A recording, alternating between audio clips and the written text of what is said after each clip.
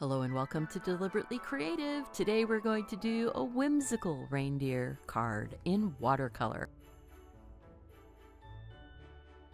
I am using a Prismacolor watercolor pencil, then I don't have to use an eraser. You can draw with a regular pencil if you want. After you put some pen lines in, you can erase your pencil. I'm using the watercolor pencil because it blends into the background. To draw the whimsical reindeer, this is very cartoony, very childlike. You do an oval for the head. You're going to connect the head to the body, so I put a neck on with two parallel-ish lines. And then I figure out where I want the top and bottom of the body and how long I want the body to be. It's basically a rounded off rectangle. So that's what it, about 2.5 times the length of the head. And because of where I put this on the paper and how big I made him, there's not much room at the top and at the bottom. So his antlers will be a little small, his legs will be a little short. You're just drawing very basic shapes. So I put on the ears, a little oval for the nose, a little circle for the eye. The legs are going to be long, skinny rectangles, and the antlers are kind of a 3-fingered shape. It's sort of like looks kind of like a whimsical tree almost for his antlers. So 2 antlers, and they're behind his ears. Super easy. Don't worry about making them perfect, making them match perfectly. This is a whimsical reindeer. So 2 long rectangles in the front and 2 long rectangles in the back. Makes all 4 legs. The little tail is made just like the ears, just a little upside down rounded V. I will go in and do a few little details where I add the snow, do some refining of, making it look like the 2 legs that are farther away are in the back and the 2 legs that are closer to you are in the front. Just little lines though. So right there, the chest line, and now you have a leg in the front and you have a leg in the back. The hip line on the back leg, and now you've got a leg in the front and a leg in the back. It's really easy, but don't get too worried about making it perfect or making it look like a real reindeer, because it's not. So I'm not cutting out any of the actual drawing of this little reindeer. We are, getting it in quickly. You can always pause, scroll back, look and see what you need to see. It's, your drawing. Now, I'm going to put lights on mine. I like lights wrapped around my little reindeer. I don't know. It's just something that I like to do. So I'm going to draw, but I'm making sure that I don't just draw the whole cord of the string in front of everything. I want it wrapped around. So you'll see that I draw part of the line, lift up where the reindeer is, and then start drawing it again. Draw part of the line, lift up, and draw again. See? There you go. Now we have a string of lights. I will do some detail on these lights. I will add the bases and things like that, but not to start off with. To start off with, I just want to get some placement, and these are whimsical lights, so they don't have to make sense in the real world. If you look at this, my lights don't have a plug-in at either end. I just noticed that when I was doing the actual inking. I didn't realize it when I just drew it in like this. So there you go. Now we've got the basic artwork done. I am going to be going in with my pen, and I'm going to ink it. And I'm going to speed up inking in this. There is a little bit of refining that I do, and there's I double up the line on the cord so that it has more weight than just a single strand. But other than that, I try to stay fairly true to the actual sketch that I put in with the watercolor pencil. So I'll meet you back here when I am all done inking this in.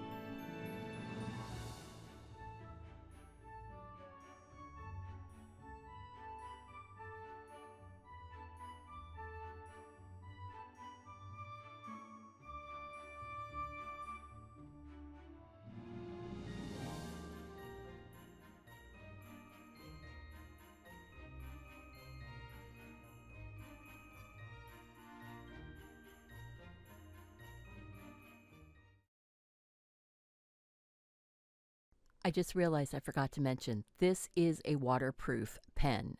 It is a Signo Uniball black ink pen, and it is a 0.24, so it's fairly fine. Use any waterproof pen if you plan to ink before using your water. But now, since I used a waterproof pen, I can go over this whole thing and blend out that blue watercolor pencil into the background. It's my kind of eraser. I can just take this brush, get it nice and wet, and sort of smudge out all those lines. Now they're not going to disappear completely because I was pressing rather hard with my pencil so that you would be able to see all of the lines.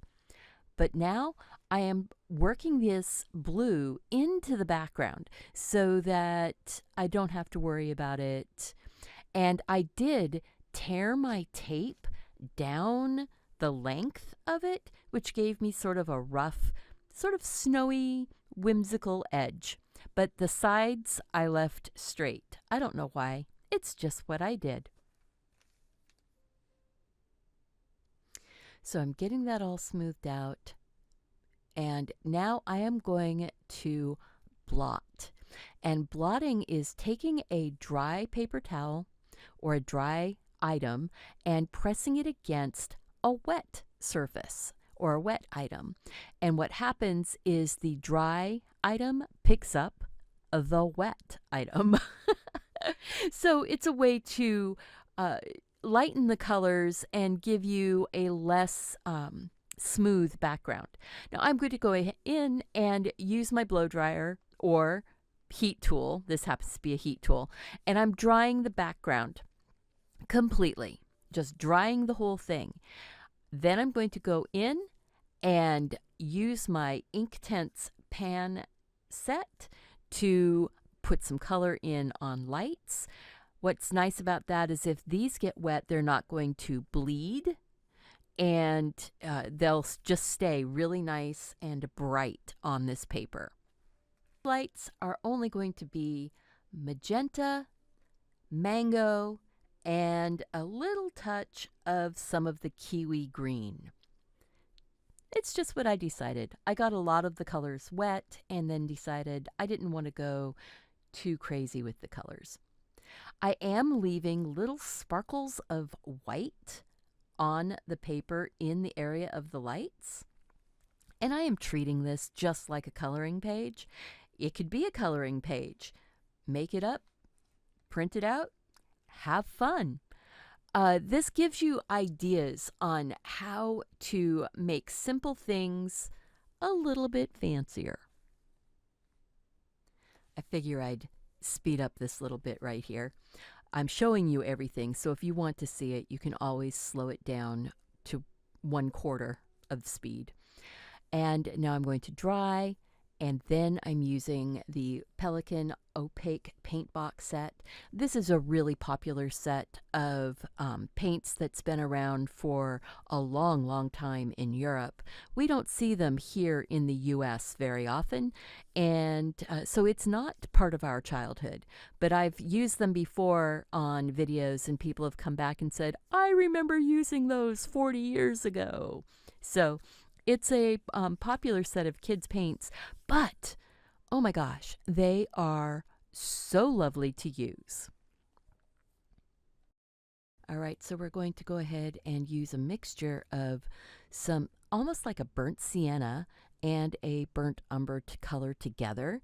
And I'm going to give this little guy a quick wash of this brown tone. I'm not worrying about highlights and shadows at this point. I'm just getting the color on. And I'm not worried about making it a perfectly smooth coat. Because if you look at a real reindeer, their coats are mottled. They're not one flat color.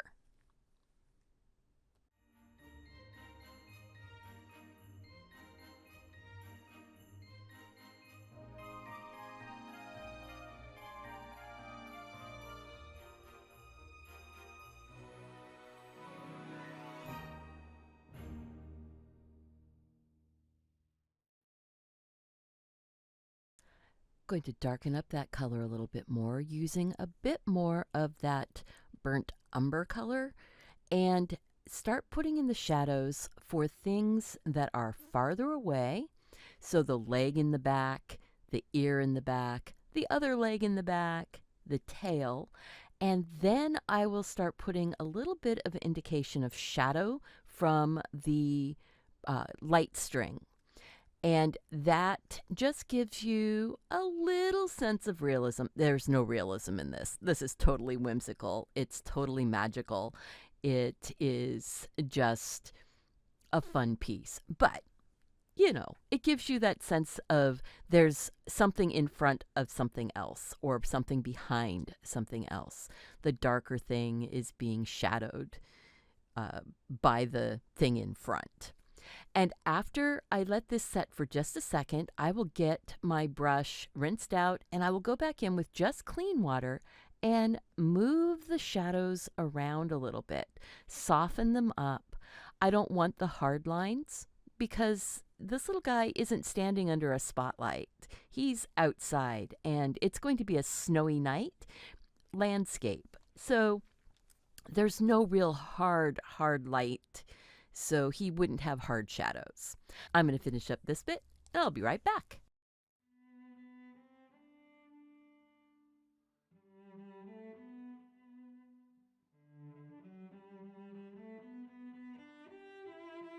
All right, I want to pump up the cute factor a little bit here. He's going to get a little rosy cheek. Now I'm putting this magenta-y color, the same color that I used on the lights, onto his face, letting it sit for a second, and then dabbing it off with a slightly damp paper towel. Not wet, it's just slightly damp. And then I'm going to put a little hint of a glow from the lights on his body. Just because if the lights were on, there would be a bit of a glow here and there. So that's what I want to do. And it's also time, you know, to start dealing with some of those extra little details, the little things that just make the card pop out, the little illustration pop out, make it a little bit more special. So now we're going to go ahead and get the black. The black on this palette is really nice. Doesn't take much to get it juiced back up, and it covers really, really well. So black on the nose, black in the eye. If I had it to do over again, I probably would not put the black on the seam coming down from the nose towards the mouth, but it is what it is. I did put the little black on the hoofs, even though I know reindeer do not have hooves like horses. They have split hoofs or split foot like like goats and sheep. But it looks cute, and I'm going with it. Now we're going to just mix up a little bit of kind of a greeny color to make the cord for the light string, and I'm going to just use a whole bunch of different greens and blue and kind of get the color that I want. You can do any color you want. If you want your cord to be black, make it black. If you want it to be, a red cord, whatever. Do what you want to do. It's your piece of art. You're making your whimsical world.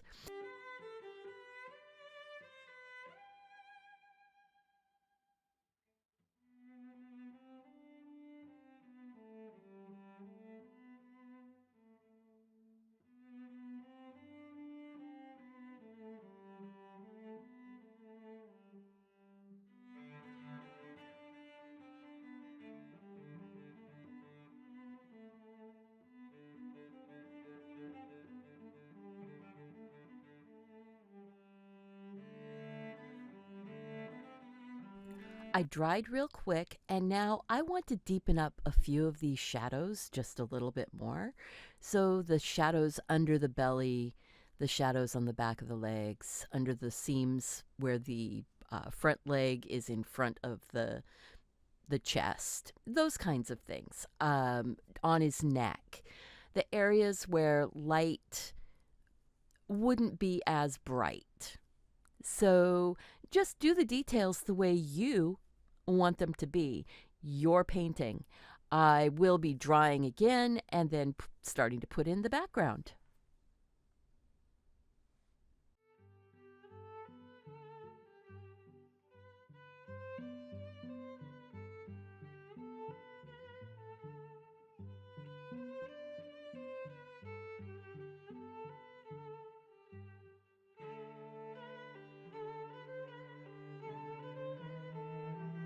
There is an amazing indigo denim Prussian blue type color here.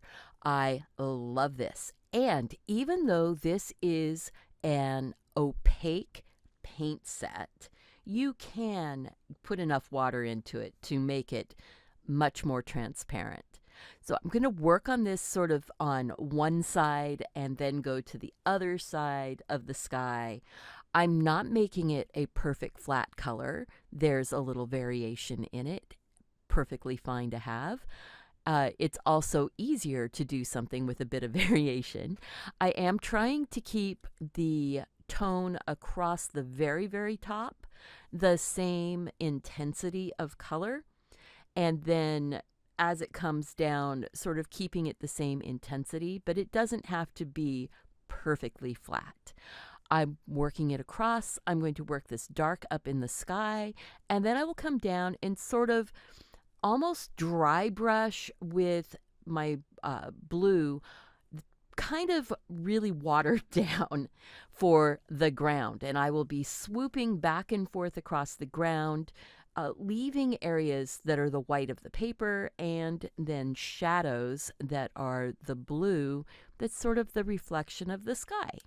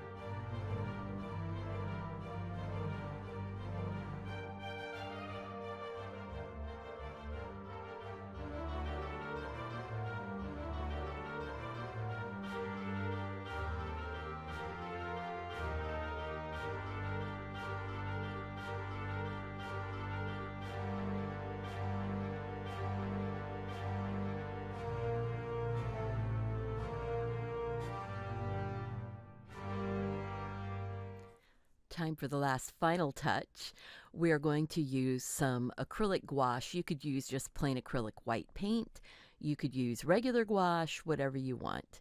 And I'm just taking the brush, dipping it in the paint, and putting my snowflakes on. That's it. You could water down your paint and use a toothbrush and do the splatter. What I like about doing it this way is that I get my snowflakes wherever I want them to be, and I don't end up with them where I don't want them to be. Puddle your snowflakes wherever you want them to land, have them floating in front of your little reindeer, have them only behind, put them just in the sky and make them stars, whatever you want to do. My little guy, he's standing in quite a bit of snow, and some of the snow settles onto the wire, and some of it settles onto his head and his back and his legs. Do put some snow falling down on the ground. It is a good thing. Snowflakes are random sizes. One of the cool things here is you don't have to have a super steady hand. You can just skip around and let your snowflakes fall wherever you want. Enjoy, have fun. I'll meet you back here when we're all done with this bit.